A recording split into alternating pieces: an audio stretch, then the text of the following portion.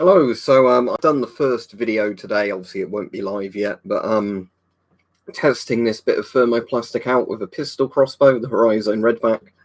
So the strongest pistol crossbow I have, and it just breaks the bolts that hit it. Basically, how well you can see that I don't know, but there's two slightly bigger holes in this than the other bits, and those are the ones caused by the pistol crossbow as compared to like the knives and everything else I've tested on it so far.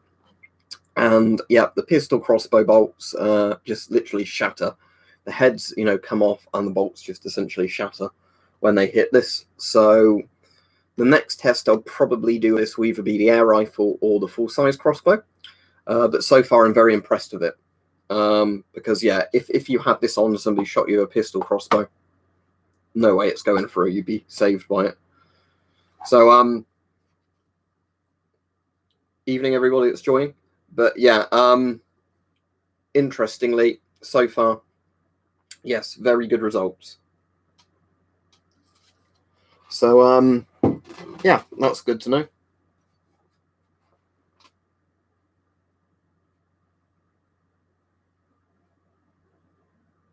Wow, I don't know that much ex-medical anon. You'd have to get Americans to test it to find that out. Well, you can hit it, but it doesn't do much. That's the point. You can see water, Daniel. Water. Having a night off tonight, so water.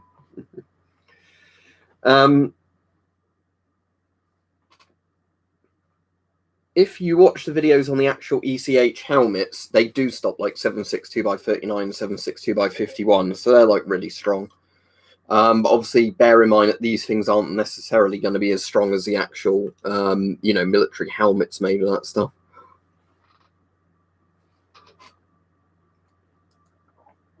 Hard to say, Mr. Red-Eye Jedi. How are you saying? Like, if you could spend as much as you wanted to on it? No, literally proper water, Daniel. What do you mean? Why'd I set it for so late, Ian? It's the regular times I do videos: Wednesdays, Fridays, and Sundays. Yeah, it's ultra high molecular weight polyethylene, whatever it's called, and it's 1 centimeter thick. And is it 30 by 30 or like 40 by 40? But yeah, the important bit is it's 1 centimeter thick because you can buy it in different sizes. For 50 to 100 quid, you're not going to get a groundbreaking Geiger counter. Probably whatever GMC's best model is in that price range. But yeah, for that price range, you're not going to get a professional Geiger counter.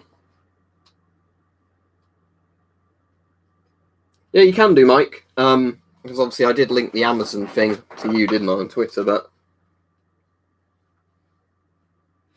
yeah, something like this is very good. But these are about £200 to £300 radius scans. Therapies are very good, and they're like 200 sort of quid.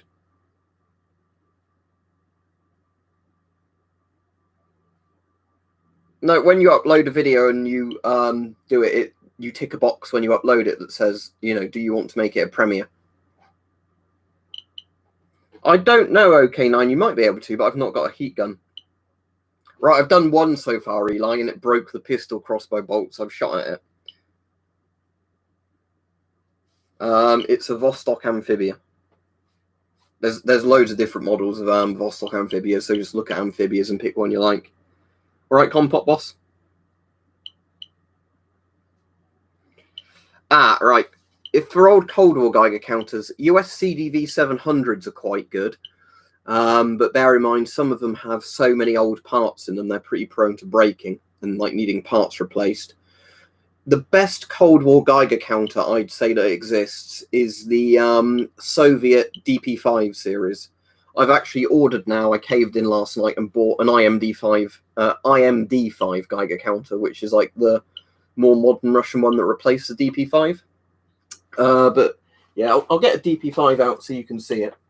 I've got two. The green one's actually the better one, but I've got the older one handy. Okay. Oh shit, tripping over stuff. Forget that.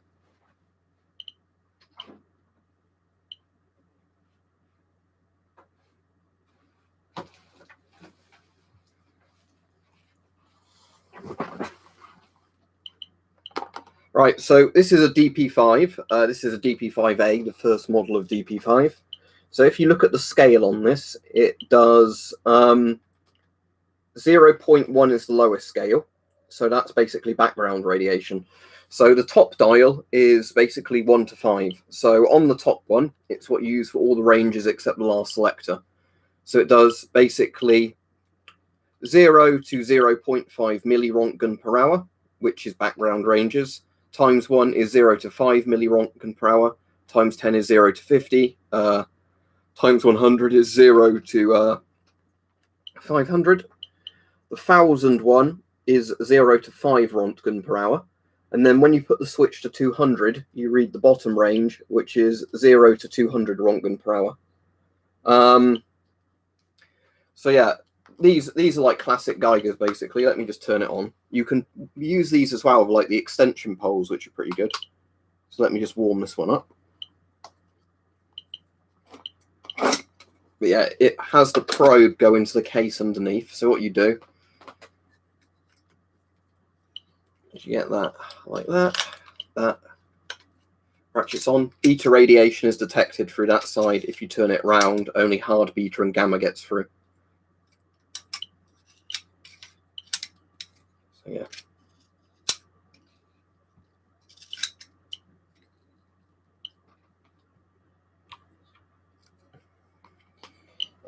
And then, yeah, once we get this set to the right setting,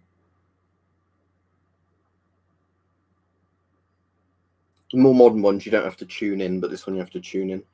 Right, put that down to the lowest setting. And that's now doing background radiation range. So what you'll see is on the lowest scale, the needle will stay between 0 and the sort of lowest part of it. You literally are not going to get them cheaper than eBay at the moment, sadly, because that's literally it. eBay and Army surplus stores. Corona happened, that's why the prices are insane. And this one also makes a really good ticking noise. If I put the headphones there, it's like a very classic Geiger tick this makes. Let me put the turn the radio scan back off.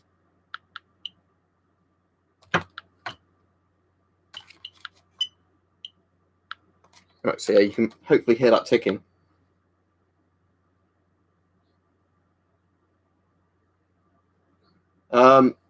As I've already said, Eli, I don't know if you can heat it up and bend it or not.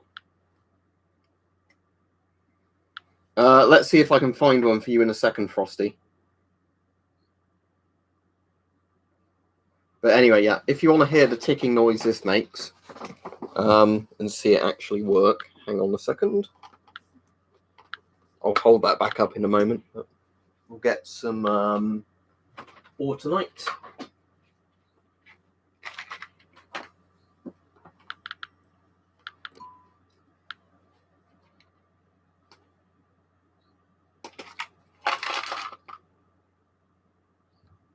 Right, that should be going.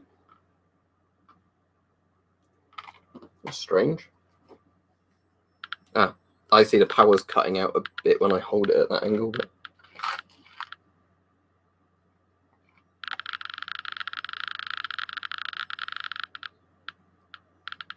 But yeah, as I said, DP5, if you want to get the more modern DP5s, if you get a DP5, I just got this one because it was the first gen of its series. But yeah, they're very cool Geigers. Obviously, you can read the display through there as well. We'll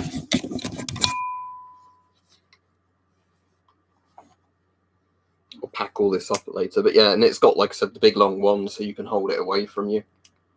But yeah, DP5s are really good old Geiger counters. But as I said, if you're getting one now, I would recommend getting the last sort of gens of DP5s, like the DP5V Geigers or IMD5 Geigers.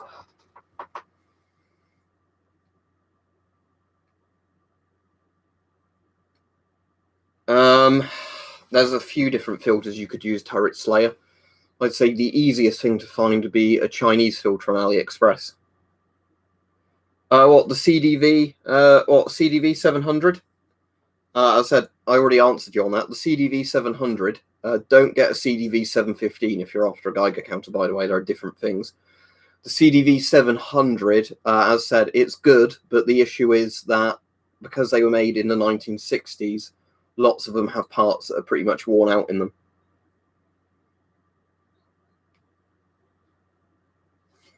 I don't know if they're releasing the Chernobyl movie in the UK. I'll have to have a look. But yeah, so for Frosty or whoever it was looking for Russian Geiger counters, let me see if I can find him one.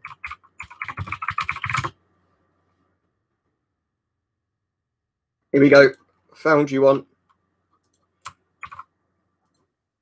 So whoever it was it Frosty saying he couldn't find one? There you go. There's one. Post to worldwide. There you go.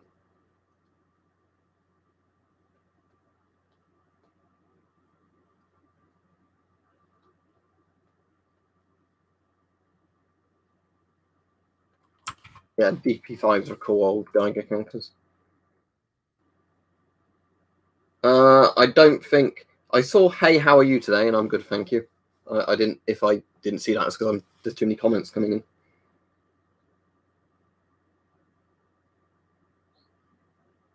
What's that, Marcus? The thermoplastic.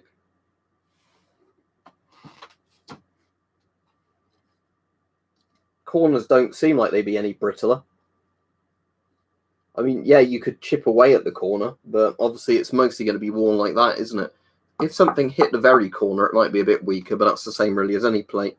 But yeah, I don't think that you'd have much issue with it. Yes, we know that, Keaton. It's been like that for years and years on YouTube. There's just certain words, if you try and say them, YouTube shadow ban the words.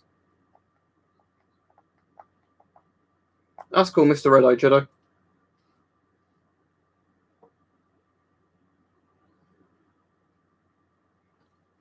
Literally, you can get thermoplastic on Amazon. I think Mike put a link in earlier for it, but yeah, just type in UHMWPE into Amazon and you'll find it. You can get it in different sizes and shapes.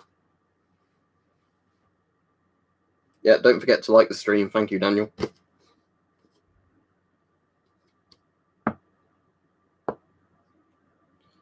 I think it has to have the H in it, Abdo, but yeah, ultra high molecular weight polyethylene. I wonder if you could make a boat from this. I assume you could, because they can make boats from fiberglass and stuff, can't they? Yeah, thanks, Mike. Mike's just linked you to the exact thing I'm holding here if anybody wants to get some. But as I said, I'll be doing more tests for this, but I don't want to do all the tests on one video. So I'm going to separate them into, like different frets in different videos. If people wonder why I keep doing my finger down there, I've got Cookie Clicker on my phone, which is a great way of wasting time. I assume most of you know what Cookie Clicker is, but it was kind of like one of those joke games made ages ago, but it's quite addictive. So I just generally like going back on it every now and then just to keep building stuff. I really don't know M1C, Austin. You'd have to ask somebody who actually knows a lot about the plastics of that. Bismarck isn't really related to my channel. I mean, I know it was a massive old ship, but yeah, it's not really related to my channel. I haven't done any videos actually really on naval stuff.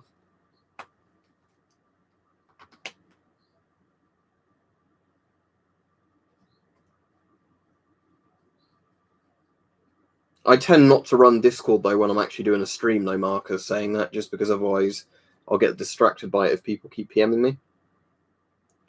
We'll find out, David. Let's test that now, because I should be able to test it. But yeah, basically, this helmet is made from pretty much the same stuff. So let's pop the helmet on. Right, now let's have a look, because down here I should have, here it is.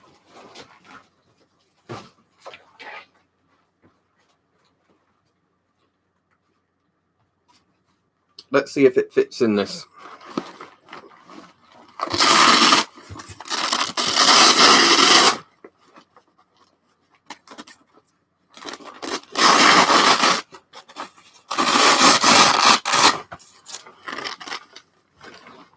Right, so the bit I want to get access to is this bit. So let's have a look. You see where I've got the Kevlar sheet in there? And then there's the pouch here.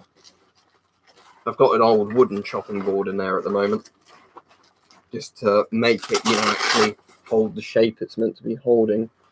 But yeah, so let's take that out, and you can see I've tested knives on that one before. Right, so let's see, will this fit in? I'll put that bit facing forwards, actually.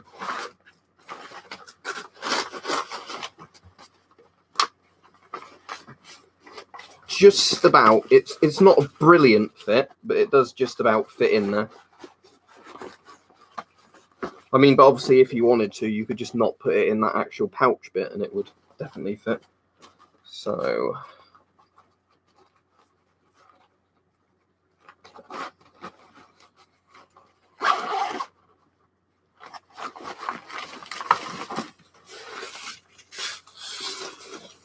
oh, this is going over my head with a helmet on.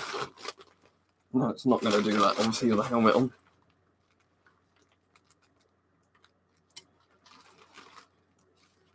Yep, you can definitely cut it, Rich, but you'd have to, slowly saw it. You just wouldn't be able to, quickly saw it because of how tough it is.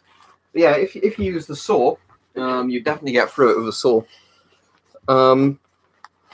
Let's see. Yep, that's in there fine. So it comes to here. So ideally, you might want an actual bigger one, I think, than that one.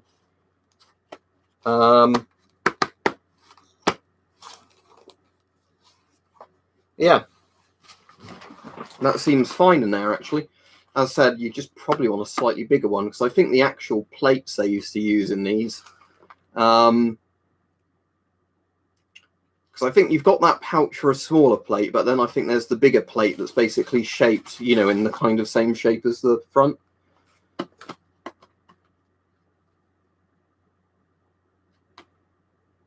The daggers only went about 1 to 2 millimeters in Nordic resilience, and the pistol crossbows only went about 2 millimeters in. I'd have to try one with a bodkin head, but that's a 1 centimeter thick bit, the one I've got here. So 1 centimeter would definitely be enough. How much thinner you'd want to go, I don't know.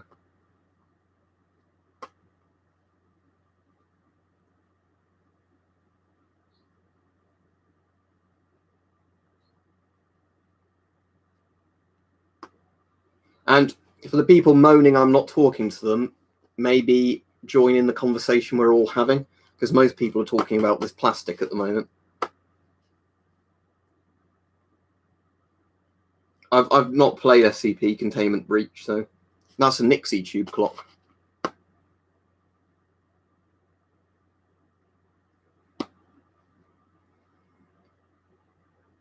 If you're cutting it on a desk OK9, you could get through it with most saws. It would just take a while. It's just you wouldn't be able to cut through it, like a clean chop kind of thing. I don't know, David. I've not tried it. It depends how hot the wire is, I guess.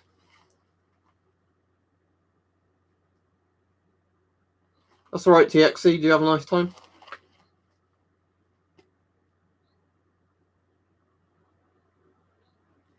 They don't need to weave a fiver into it, Mr. Red-Eye Jedi, because it's basically, that's kind of how it works. It's just very strong molecular bonds.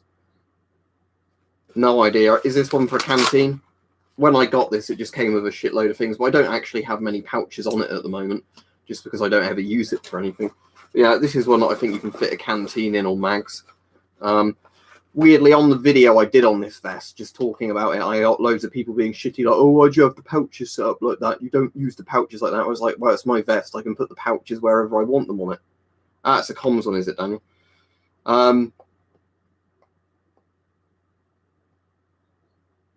I don't think a hot knife is going to penetrate it. And who is going to carry around a burning hot knife on the streets, But yeah, but anyway, the point was that, is obviously I'm not doing anything military with this. I just bought one for the sake of having one.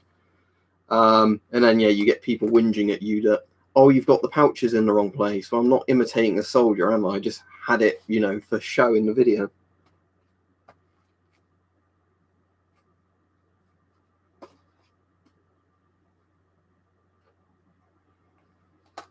flaming bolts aren't actually very practical saying about that either, because I've tried doing flaming bolts a few times when we've shot like explosive stuff, and it never really works as well as the movies. Oh no, is he going to be joining up with the ninjas, Mike? Those evil ninjas. I really don't think, in all that honesty, it's going to be that damaged by heat. I think it's meant to be pretty good. So let's have a look. Heat resistance.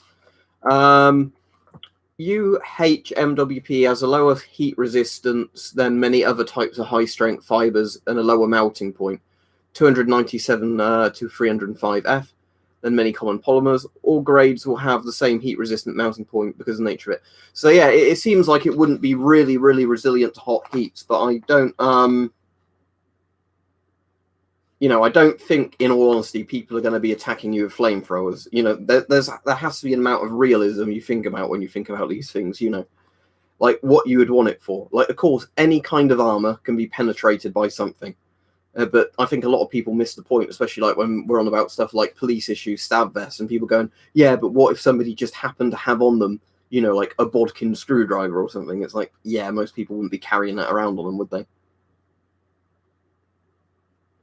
Well, yeah, BV. I think the Half-Life rebar crossbow would get through it, but if Gordon Freeman's after you, I think you're pretty doomed, aren't you? This is where it's interesting, Gamer Troll. In certain configurations, this plastic does stop bullets incredibly well. Obviously, I can't test that with my panel because I'm in the UK. But yeah, if you look at some videos of Americans shooting it, you'd be surprised how resilient this plastic can be, especially, compared to how much it costs, and it's just literally a slab of plastic.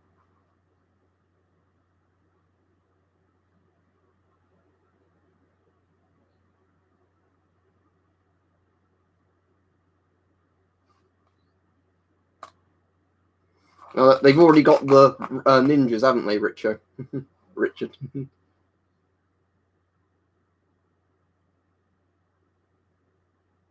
Wow. How thick is one of these, do you reckon, in terms of centimeters or millimeters? 1 centimeter thick, if that. These stop bullets, so But again, it depends on is it an armor-piercing bullet? What caliber is it? How fast is it traveling?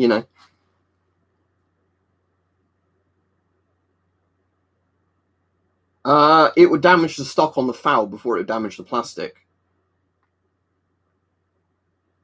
That would be absolutely excellent if you could do that, Mike, because like I said, if you buy a small one, it's not going to be too expensive, is it? But it'd be really interesting to see like what birdshot and stuff like that does to it.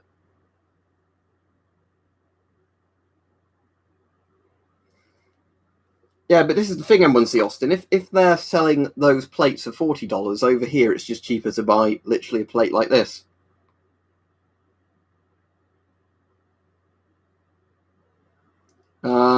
Wow, I'm sure a big American channel can afford their own sheet.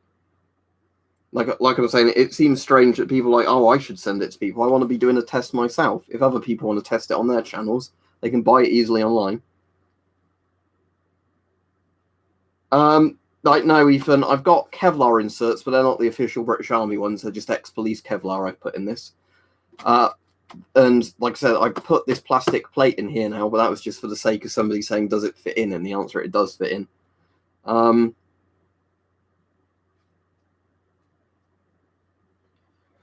Very unlikely Swaggerino, because a Fairbairn Sykes, this will only go like a millimeter into it. And the Fairbairn Sykes is pretty damn good at going through things. So obviously this is a wooden board and it goes into wood a lot better than it does this other plastic. But yeah, the point is that, if a Fairbairn Sykes doesn't penetrate it very well, like it goes in 1/10 of the way, I don't think anybody's getting through it with a knife. Especially because most bayonets have wider blades, and the wider the blade is, the less good it is at penetrating.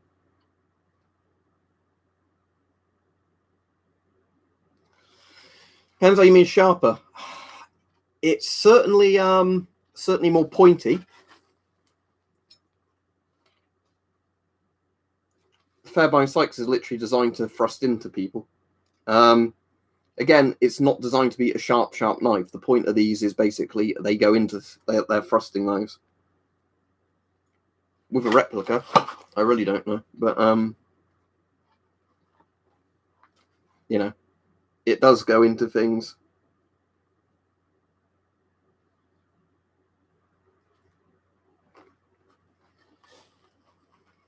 There's no igloos around here. But yeah, I'm sure you can see you don't need much force to get an FS knife to go into something.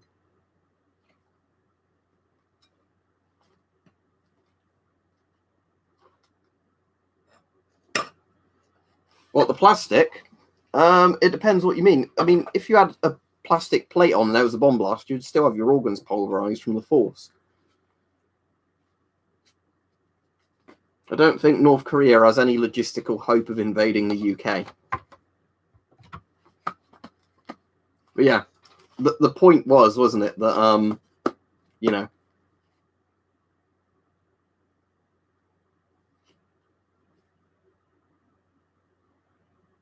exactly like Mr. Red-Eyed Jedi just said. You know, the problem is with explosive protection, if there's a big explosion there, the pressure is generally what gets people. Basically, every shotgun's legal in the UK if you've got a Section 1 or a Section 2, as we've discussed before on these streams. Rob's Motos, you might be able to answer us here then. So, did you think the Virtus plate carrier was a lot better than the Osprey one? Because people bitch about that all the time on here. So, in your opinion, the Virtus one's a lot better, is it?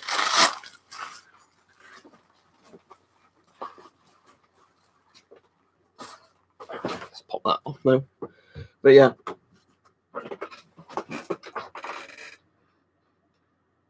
Oh, that's the thing, Swaggerino. That's what we were saying, is that it's very good for what it is.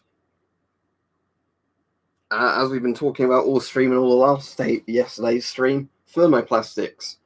You know, the stuff helmets are being made out of now, rather than Kevlar. You know, stronger than Kevlar for a smaller weight, basically.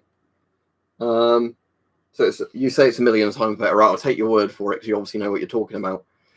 But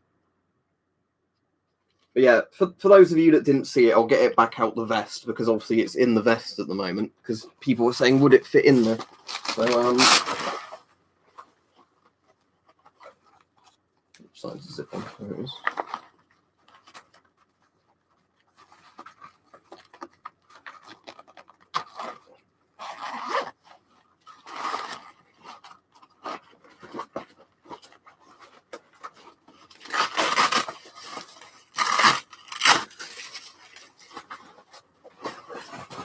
Yeah, that's what we were on about.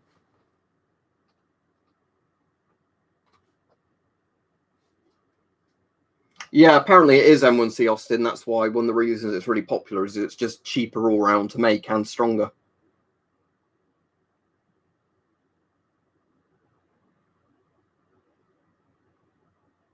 There's no steel in these, and they're stable enough.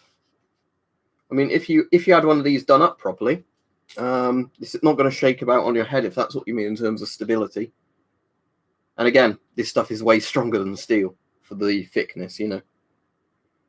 This one's the Virtus helmet, whatever they call it, the Battleskin Cobra Revision 2. It's got a long bullshit name that's like mostly marketing stuff. Essentially, it's an American ECH, is what you need to know about it.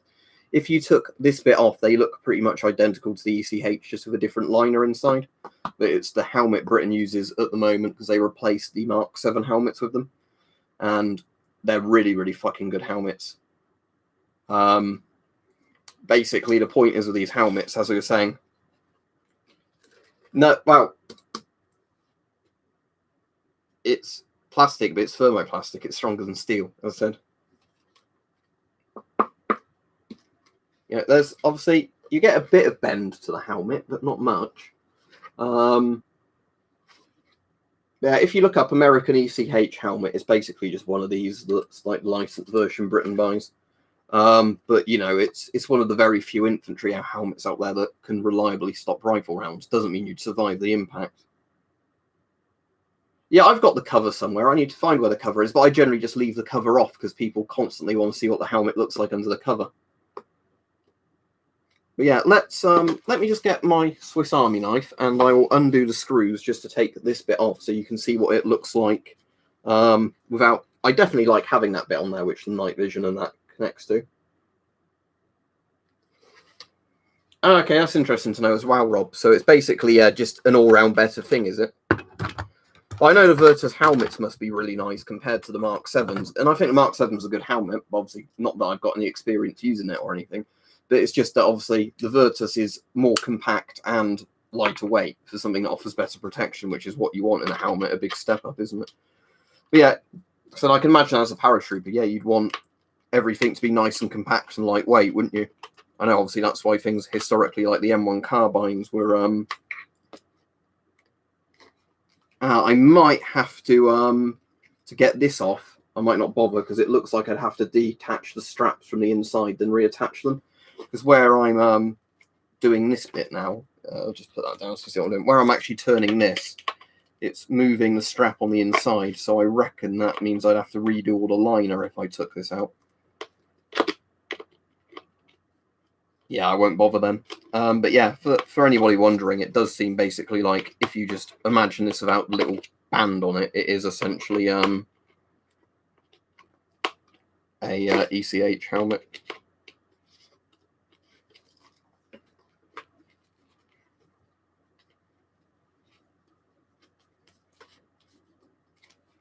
I might tighten up the other one actually, because that's made the liner a bit tighter. That's quite handy to know. Yeah, it was the one that replaced the ACH, the Advanced Combat Helmet. But yeah, the ECH is the really tough one because it's not Kevlar. It's this stuff, which means it's just all round a stronger material, basically. Actually, I've probably done that too far now, haven't I? Yeah, because look at my ear. Yeah, I'm going to have to readjust that. It's probably pretty difficult to do that with it on. But there we go. That's better.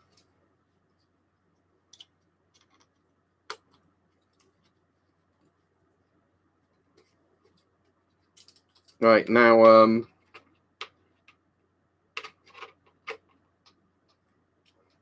let's get those tightened up. I know there's obviously internal bits to adjust those, but I just want to get it right where my ear was.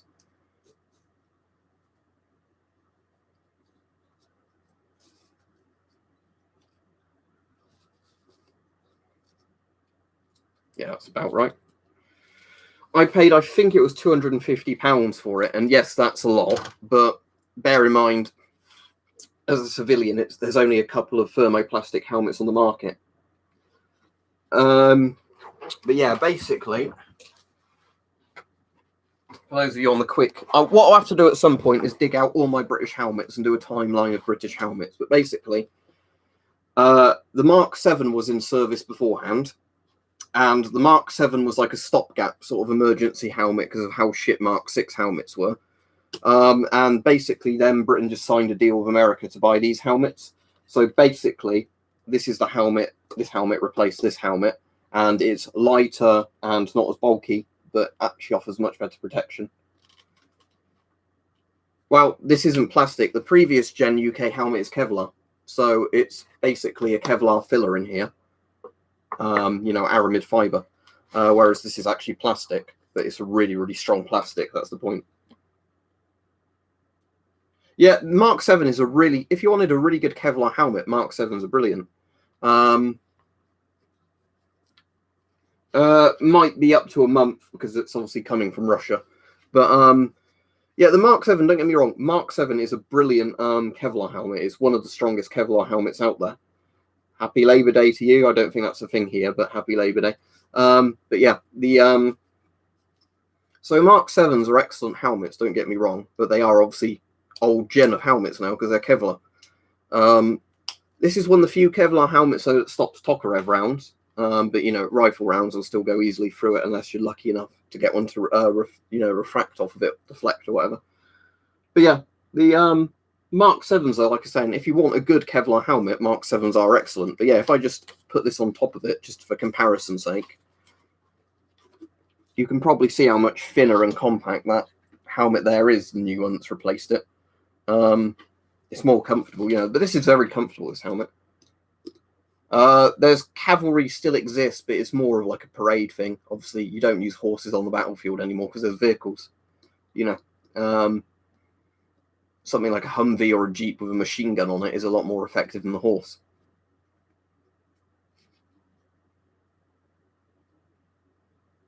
What makes you uncomfortable, Marcus? The shade of yellow that it's made from? What shade of tan? What's wrong with it? Yeah, that was one of the things a lot of people have brought up, Swaggerino. More factories can make them and it's cheaper all round, basically. Or a giant bold head. You can get, obviously, I've got a cover for this. I've got the MTP cover for it. Actually saying that, I'll make it more comfortable for you. I normally actually, for this one, put the Flectarn cover I've got on it, even though I know it's not meant to have a Flectarn cover on because it's British, not American. Not American, sorry, German. But, look, we'll be a peacekeeper now. Playing dress up. It'll be in one of my boxes somewhere filled with stuff. So the probability of finding it without digging through loads of stuff is quite slim, I'm afraid. But yeah, there you go. Be a UN peacekeeper now. So shooting me is a war crime. I've even got my blue little shirt on, look. Smurf. Yeah, she said it at the exact same time I say it, Smurf look. But yeah, yeah, somewhere, the cover I like, I was saying the Virtus helmet actually has a special cover because obviously it's designed so the, oh, cookie. It's designed so, what's the word for it? Basically, you know, like obviously this bit sticks out through the cover. It's like one of those weird shaped covers where it's designed to go around bits of helmet and not other bits. But somewhere here, unless it's fallen, there it is. This is my custom cover, if I ever had to use one for something. I've got a big, large Flectarn one, and I've put a Freedom patch on it. So, you know, makes you definitely paramilitary.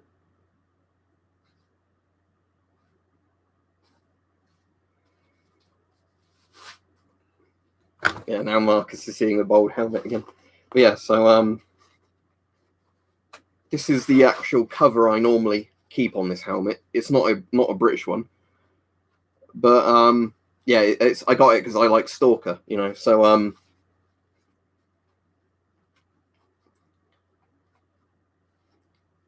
that way I thought Freedom wear Flectarn in Stalker. I've got a large, you know, Flectarn helmet cover. Let's stick that on it, and then you can have the Freedom style helmets. I don't actually know, Gordana. I assume they probably do, but you'd have to ask somebody who's serving in the chat or who has served recently, and they can probably tell you. But I'm too lazy to Google it during a stream. Ah, cool, AK-47. I mean, is it technically meant to be Ukrainian, not Russian? But I imagine they're similar languages, aren't they? Yes, Sparrow. Well, this is what we're getting at, what we've been chatting about. I don't know how good it would be compared to an equivalent steel plate or an equivalent ceramic plate, but so far it's stopped pistol crossbow bolts like nobody's business. So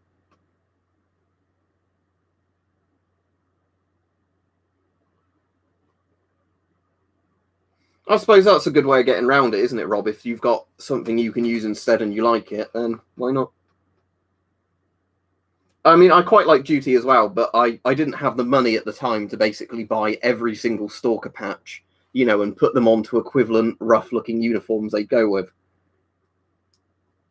That's cool, Gordana. It's good that you're restoring it because obviously it's nice to restore bits of history like that, isn't it? But yeah, like I said, the good thing with helmet covers is most, if you want to get helmet covers, get either large Mark 6 helmet covers or these German ones because they're built for quite big bowl-shaped Kevlar helmets. They basically tend to fit on any helmet, you know, you want to put them on. So you get a bit of overlap look when you put them on there, but that's all right.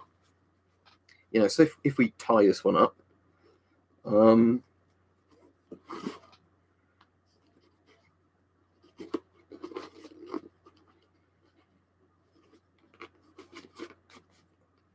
we go.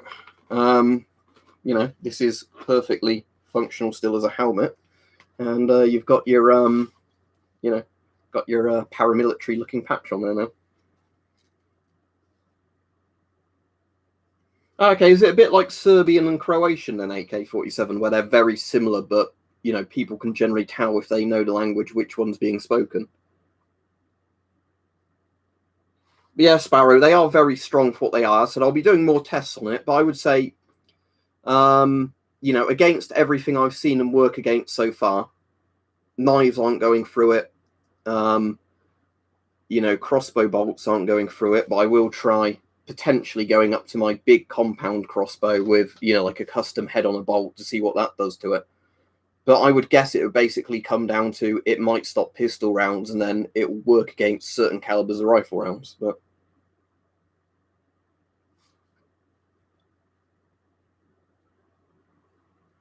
that's pretty interesting.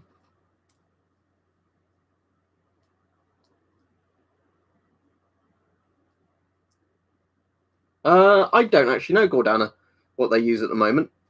I think when I've seen pictures, they look Canadian. Let's search Canadian helmet. They look pretty similar to American ones, like ACH, ECH helmets, but I think it is. Right, okay. It's called a CG634. That's not very memorable, is it? The CG634 is a Canadian Armed Forces main combat helmet. It was introduced in 1997 as based on the French Galette TC3 helmet. So yeah, again, it's a Pascut style helmet. You know, it's basically the Pascut sort of ACH, ECH looking thing, but it's just sort of a Kevlar one. They're going to be replacing it in the future with the CM735 combat helmet, apparently. And weirdly, NP Aerospace is due to make it, which is a British company, I think. Because Mark 6 helmets are built by NP Aerospace. It doesn't say if they're replacing it with a thermoplastic helmet, but they should be, really. If you're replacing a Kevlar helmet, there's no point replacing it with a new Kevlar helmet.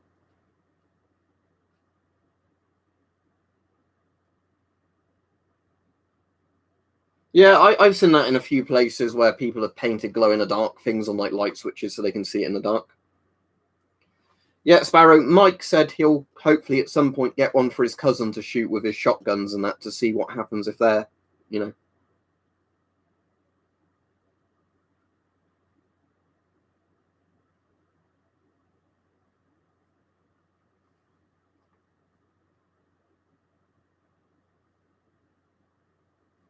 Oh yeah, there's a couple that do that. There's pistol ones and full size ones. Isn't there one called like Hawk of the Wind or Hawk of the Woods or something? If Richard's still on, he'll know the name of it because he's got one. Agnostic Libertarian. There's one like that.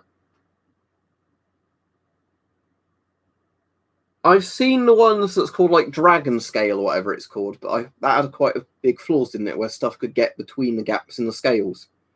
Like it was really, really strong, but the issue was that, you know, it kind of it was almost like a dice roll. If something hit you, it wouldn't reflect in the wrong way and go through. Most are still Kevlar at the moment. There's very few thermoplastic helmets out there, sadly.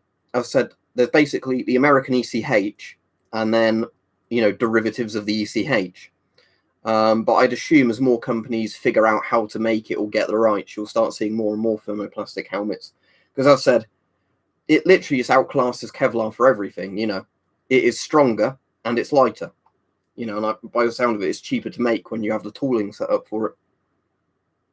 Also, I imagine it'd be pretty hard for the plastic to expire if it's like gets damp or whatever.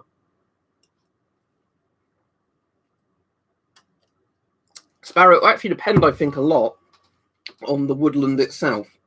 Because I've noticed in some places, obviously, depending on what kind of plants and trees you get, you know, also time of the year, because seasonal stuff makes a difference. In general, though, I prefer Flectarn, I reckon, to DPM.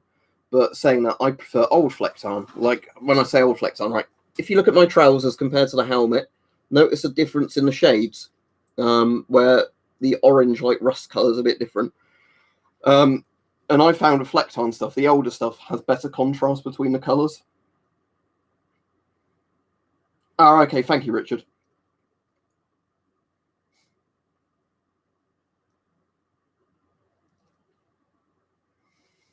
Yeah, I don't think you'd go wrong with either DPM or Flecton, because obviously a lot of the stuff with camo comes down to the fact of, not making yourself an obvious, not silhouetting yourself or whatever else. Yeah, old DPM is very cool, isn't it? If you think of how long it was essentially in service and how many countries copied it. Yeah, the only thing I find with Soldier 95 style DPM is it often seems too dark for a lot of the woods near me and things like that, whereas if you've got DPM on and you look kind of around, sometimes you appear darker than everything else, so you kind of look a bit, silhouette-y for that reason.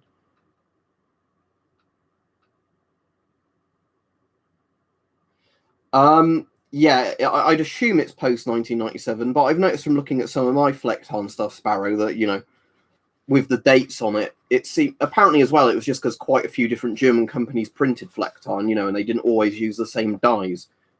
So you quite often see pictures of loads of German soldiers stood in Flecton, and all of it looks slightly different coloured. Does it have a date on the inside? Because I mean, it's a pretty bland interior to this liner. All right, the only marking says G6164, and that's going to be the size, isn't it? So no, I'm afraid I don't know when this helmet cover was made.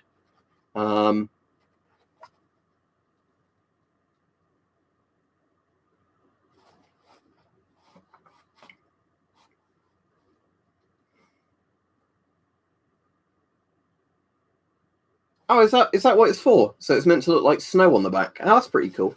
Let's try that then, Rob. If it folds all right. I suppose the easiest thing to do is put my...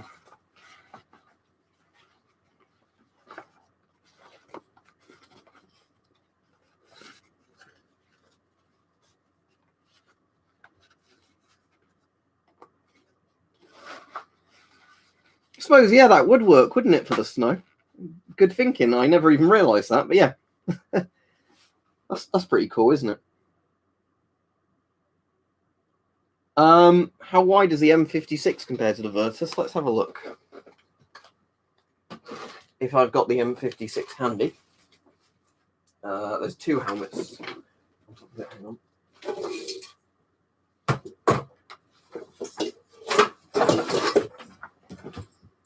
It's going to be a lot wider is the answer, but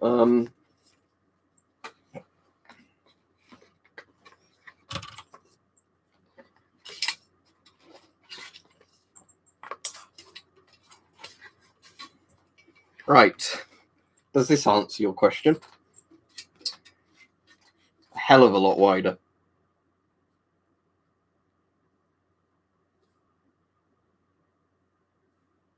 Oh, that's very interesting, Rob. Thanks for letting me know about that. Yeah, I'd never have thought of that, but yeah.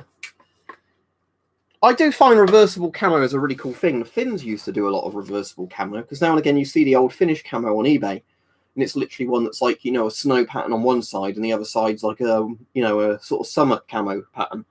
And it makes a lot of sense, doesn't it, in a country where it's pretty cold a lot of the year. So you could have snow in places and then in other places not, that, you can just literally turn your uniform inside out. And obviously, although it works obviously better with pocket layout on whatever way it's meant to be used most of the time than the other way. Yeah, I always like that when you've got like reversible camos.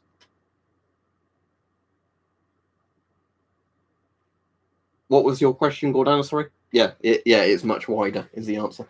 I should have my Flecton cover for the M56 in this room somewhere. Hang on. Where's that gone? The only reason I don't keep that cover on a lot of the time is because people keep wanting to see the actual metal underneath. But somewhere in here, I've got the actual Strykton cover for that helmet. There it is. I imagine this would basically fit on any helmet, wouldn't it? Considering, how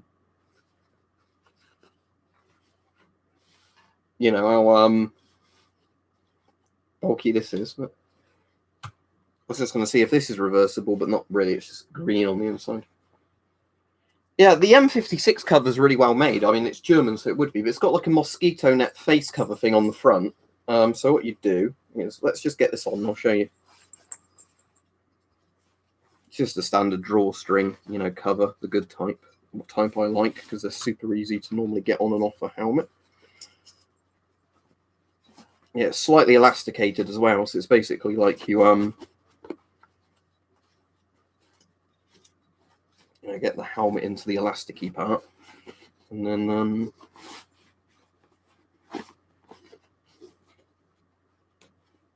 right. So basically, the M56 cover.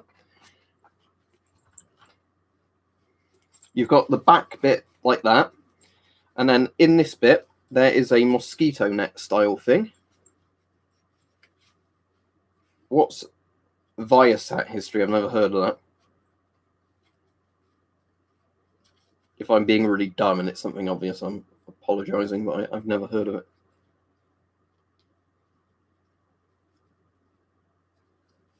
That's a joke sign that says "Death to Western Spies," which is like originally a substation sign or something.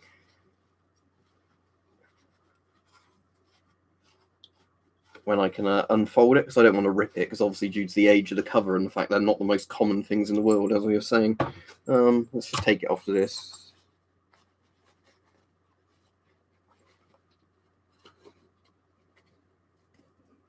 There we go. So, yeah, that's the East German helmet. You've basically got your cover bit there, and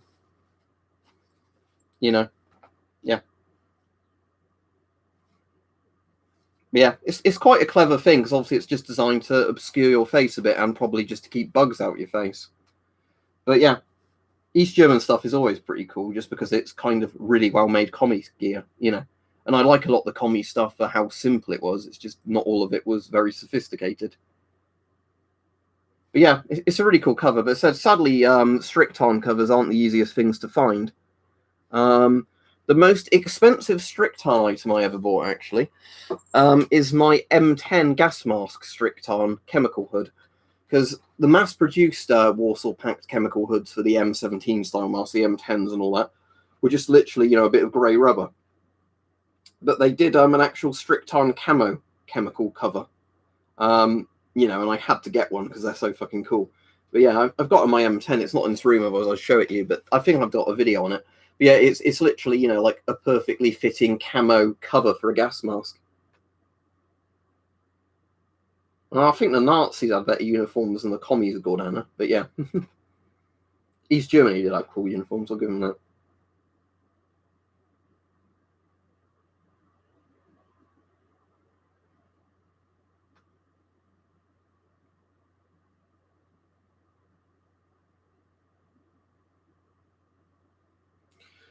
No, that's the Czech one. Sparrow, the Czechoslovakian one that has the other camo cover under it. Sadly, the East German Strykton doesn't. Yeah, you're thinking of this one, aren't you? Yeah, the Czech needle pattern, whatever they call it.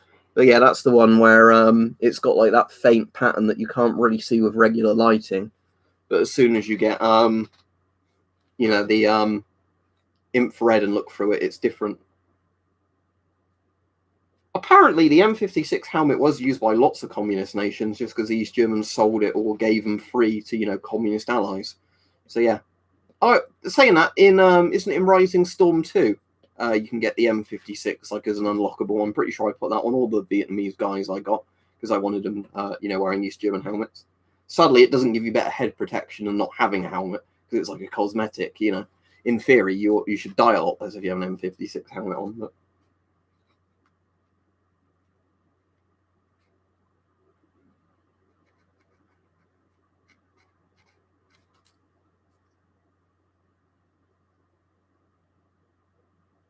yeah, if somebody just wants to quickly see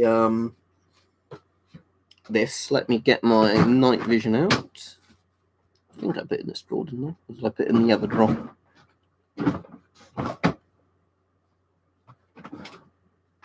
No, it probably is in this drawer.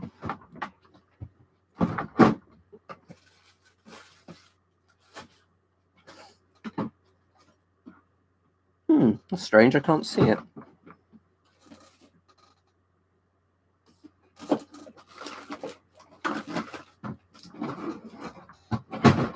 Yeah, the point is anyway of night vision that this is the camo that changes under IR.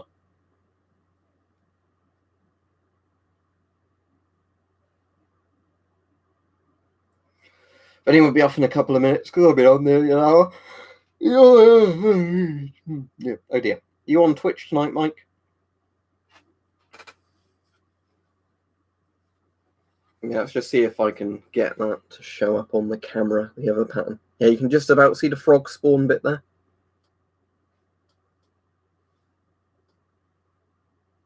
I was going to figure out, wasn't I, how to take the cover off of this webcam. I'll have to do it after the end of this stream now. Have any ideas for what, Dan? Sorry. Unless it's hidden a previous comment you made. All right, cool. That's all right, Mike. I watched a film last night. I watched an interesting film last night. Have you heard of Vivarium? I think it came out like last year, or it might have even come out this year. But it was on Shudder. About like the people trapped in that like weird neighborhood thing.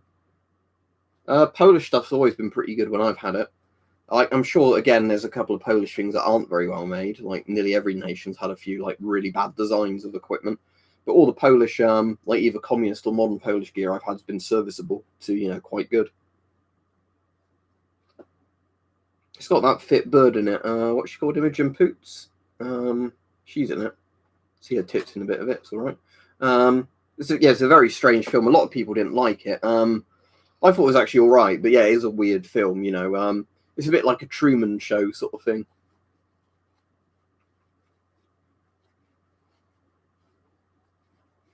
What's the country with the most bad designs? Oh, that's hard to say.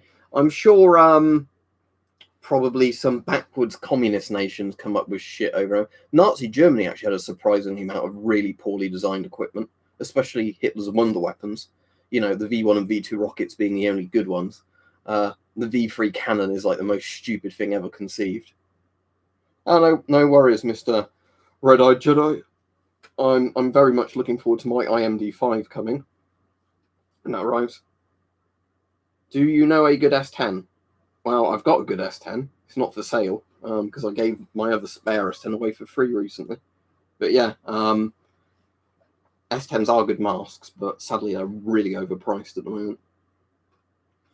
Yeah, for those of you that don't know what the IMD5 is, let me just link it. IMD5 Geiger counter. It's like the Russian one that replaced the DP5. You can see that they're very similar if you look at them. But let's see if I can get this picture up at a decent resolution. Right,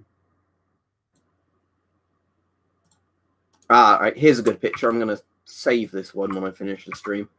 But yeah, this is the there you go. That's the IMD5. So basically, it's the exact same thing as a DP5 in terms of ranges, although this is in millirads and rads rather than millirontgen and rontgens. Although a rad is just a rontgen absorbed dose anyway. So it's pretty much the same thing. It's just, one rad is ever so slightly higher than one rontgen. But yeah, overall, it's just, it's got a bigger, easier to see screen. Apparently the batteries are not the batteries, the bulbs are much easier to change in it,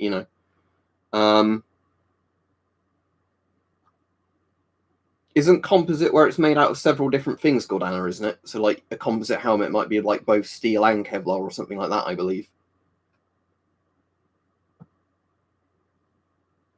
But they're my only ones of those, Marcus. That's the problem. Like the C4 was a bitch to get, and I was just very lucky. Like the guy I ended up giving the S10 to was the guy who sorted me out the thing. So it's like layered. But yeah, there you go. If people wondering about the IMD5, it's basically the DP5, just better in terms of easier to read display because it's just bigger. Exact same ranges, just in a different unit. Takes really importantly, it takes C-cell batteries, not the weird old Russian batteries. So much easier if you get an IMD5 to power it than the DP5.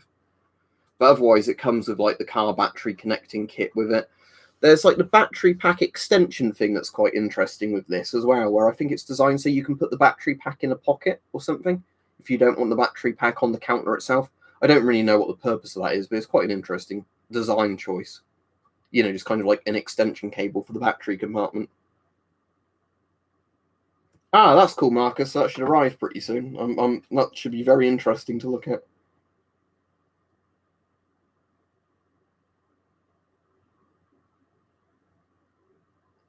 That's all right, Rob. I appreciate it, but I've already talked about the helmet a bit, and You know, I do appreciate it, but at the moment I'd say no, just because I've got so much mess here that, you know, I wouldn't want to have it take ages to review it and then send it back. Well, a lot of the helmets could be composite if it's just layered amounts of Kevlar, because pretty much all Kevlar helmets would be composite then if it was layered, you know.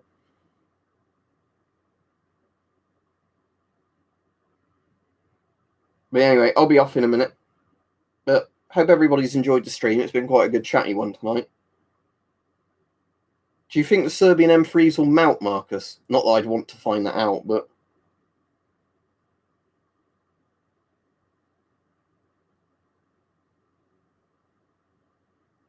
Ah, that's interesting now as well. I remember you saying about that in the chat. I assume I'll be on most evenings this week saying that, but if I'm not on any particular day, I'm just not on. But because I've got one of those weeks where I've got most of it planned what I'm doing on certain days, but there's a couple of days where things might come up, you know, so I might not end up being on. But yeah, have a good evening, everybody. See you all, and yeah, have a good evening. Stay safe.